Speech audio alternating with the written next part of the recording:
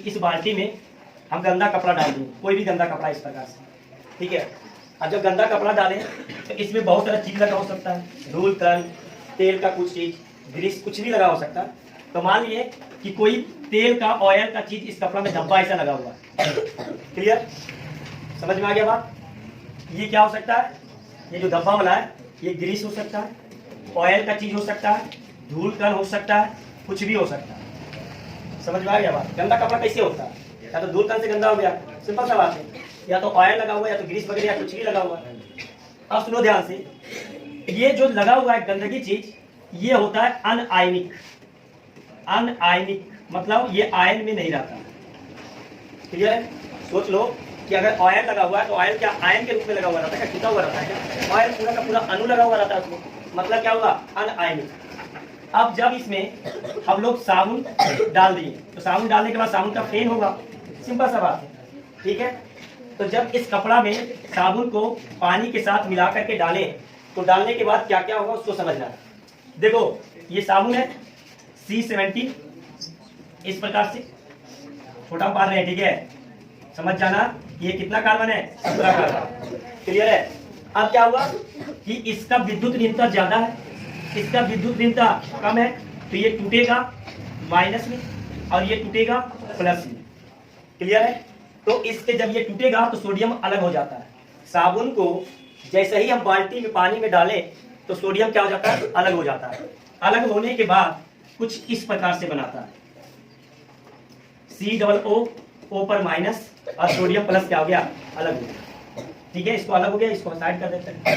यहाँ तक बात समझ में आया कि इसका विद्युत ऋणता ज्यादा और इसका विद्युत ऋणता कम। फोन, क्लीवर, ISC, PH याद है ना? तो ये इसके इलेक्ट्रॉन को खींचेगा तो इस पे आ जाएगा माइनस चार्ज, और इसके इलेक्ट्रॉन को जब खींचा तो इसमें इलेक्ट्रॉन का कमी आया, इस पे आ गया प्लस चार्ज। क्लियर है? अगर हम पानी का संरचना देखें, ध्यान से समझना, तो पानी का फॉर्मूला होता है H2O, होता है ना? H2O का अगर संरचना देखा जाए तो कुछ इस प्रकार से होता है, कुछ इस प्रकार से पानी का संरचना होता है, जो कि 11th क्लास में बहुत डिटेल से हम बताते हैं। अब इसका विद्युत ऋणता ज्यादा, इसका विद्युत ऋणता कम, तो हाइड्रोजन के इलेक्ट्रॉन को ऑक्सीजन खींचेगा, बना देगा डेल माइनस और ये बना देगा। क्लियर है यहाँ तक? अब क्या हुआ सुनो ध्यान से, ये जो धब्बा था, ये जो धब्बा था, ये धब्बा अनआयनिक है, मतलब आयन में नहीं है। और इस साबुन का ये पूंछ वाला पोर्शन ये भी होता है क्या? अनआयनिक। अब बाकी सिर वाला जो पोर्शन होता है वो पोर्शन होता है क्या? आयनिक पोर्शन होता है। केमिस्ट्री में जितने भी केमिस्ट्री है, सब केमिस्ट्री में ये है कि समान समान को घोलता है, मतलब आयन आयन को घोलेगा और अनआयनिक अनआयनिक के साथ जाकर के क्या होगा? मिलेगा। बात समझ में आया क्या बोले हम? पूरा केमिस्ट्री का ये नियम है, आयन आयन को घोलता है और अनआयन अनआयन को घोलता है। समझ में आ गया बात? अब देखो इधर ध्यान से समझना कि ये जो अनआयनिक वाला हिस्सा है, इस पानी और धब्बा में कौन अनआयनिक है? धब्बा अनआयनिक है, तो इसके पूंछ वाला जो हिस्सा है, ये पूंछ वाला हिस्सा जाकर के इसमें घुस जाएगा, इस धब्बा में घुस जाएगा। बात समझ में आया?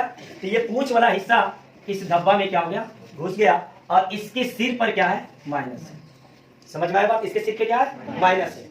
अब हम H2O का जब संरचना देखें तो संरचना कुछ इस प्रकार से था ना? ये था माइनस और ये था प्लस। अब सबसे पहले ये समझो कि यहाँ पे जल रागी क्यों बोला गया और जल विरागी क्यों बोला गया। तो देखो यहाँ पे इसके पास माइनस है और जल का हाइड्रोजन के पास क्या है? प्लस। तो ये दोनों जब आपस में मिलेगा तो एक दूसरे से क्या हो जाएगा? ज्वाइंट, मतलब बंध बना लेगा। इसलिए इसको बोलते हैं क्या? जल रागी। सिर वाला हिस्सा को जल रागी क्यों बोलते हैं? क्योंकि ये माइनस है और जल के हाइड्रोजन के पास क्या है? प्लस। ये दोनों आपस में क्या करेगा? आकर्षण करेगा। माइनस प्लस क्या करता है? आकर्षण करता है, जिससे एक दूसरे से क्या हो जाएगा? घुल मिल जाएगा। इसलिए सिर वाला हिस्सा को क्या बोला जाता है? जल रागी। इसको पूंछ वाला हिस्सा को जल विरागी क्यों बोलते हैं? क्योंकि जो पूंछ वाला हिस्सा है वो अनआयनिक है और जल में क्या है? आयनिक है। तो ये एक दूसरे से क्या करेगा? प्रतिकर्षण। प्रतिकर्षण का मतलब क्या हुआ? ये इसमें एक दूसरे से घुलेगा नहीं। यहाँ तक बात समझ में आ गया? जल रागी जल विरागी। क्लियर है? अब क्या हुआ, ध्यान से समझना। अब इस धब्बा में आकर के ऐसा ऐसा साबुन का पूछ बहुत सारा क्या करेगा, इस पे जाकर के बैठ जाएगा, बैठेगा ना। अब क्या होगा कि जब पानी का अणु है तो पानी का जो अणु रहता है वो चलायमान होता है। चलायमान का मतलब क्या होगा कि बाल्टी के अंदर अगर कपड़ा है, अब कपड़ा में अगर पानी दिया हुआ है तो पानी एक जगह से दूसरे जगह क्या होगा, हस्तांतरण होगा ना, होता है ना कि इधर से इधर घूम रहा है। अब सोचो, दिमाग लगाओ खुद से कि ये माइनस है और ये प्लस है, इन दोनों के बीच में एक बंध बनेगा, ये बन गया बंध, बन गया ना, माइनस और प्लस मिलकर के क्या बना दिया, बंध बना दिया। अब पानी का अणु इस बाल्टी में जिधर भी जाएगा साथ साथ अपने, मतलब ये तो बंध बना दिया, तो जिधर भी जाएगा तो इसको खींचेगा भी। सिंपल सा चीज है, दिमाग लगाओ कि ये प्लस ये माइनस ये दोनों मिलकर के क्या बनाया, बंध बना दिया। पानी का अणु इस बाल्टी में जहां पे भी जाएगा तो इसको भी खींचेगा अपने साथ, इसको भी लेकर के जाएगा, तो इसको भी लेकर के जाएगा, तो ये धब्बा यहाँ से क्या हो जाएगा, बाहर निकल जाएगा। बात समझ में आया कि नहीं? तो ये धब्बा जब बाहर निकला, ये इस प्रकार से अब पानी में आ गया। अब पानी में चारों तरफ से कौन घेर करके रखा है, साबुन। यहाँ पे ये माइनस, यहाँ पे ये माइनस, यहाँ पे ये माइनस, यहाँ पे ये माइनस। ये माइनस किसका है, ये माइनस किसका है, साबुन का। अब ये चारों तरफ से इस धब्बा को ये साबुन का अणु क्या कर लेगा, घेर लेगा। इसी को हम लोग बोलते हैं मिश्रित होगा, संगुणित हो गया। मतलब उस धूलकण में चारों तरफ से साबुन क्या हो गया, घेर लिया। इसी चीज को हम लोग क्या बोलते हैं, मिश्रित हो रहा है।